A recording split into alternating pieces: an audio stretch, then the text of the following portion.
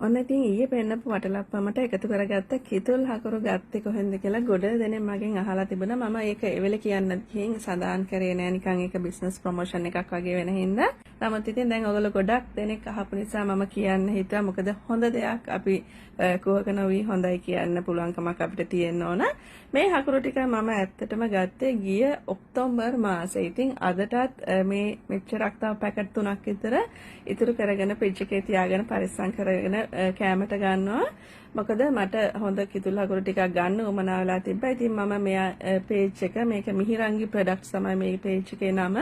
මේක හොයාගත්තේ අපි දන්නවා හන්තානේ ගංගසිරිපුර ධම්මාලෝක හාමුදුරුවන්ගේ ව්‍යාපාර වැඩමුළු පේජ් එකක් තියෙනවා. ඒකෙන් තමයි මම ඇගේ නම්බරේ හොයාගෙන පේජ් එකට ගිහින් බලපුවම හොඳ රිවිව්ස් තිබ්බා. මීට කලින් ගත්ත අය ඒ ගැන හොඳ කියලා තිබුණා ගොඩක්. ඉතින් මම කිලෝ 3කට වැඩි ප්‍රමාණයක් ඇගෙන් මිලදී ගත්තා. ඉතින් මේ සල්ලි දීලා ගත්ත බඩුවක හොඳ තමයි ඔයගලන්ට කියන්නේ. නැවතත් කියනවා.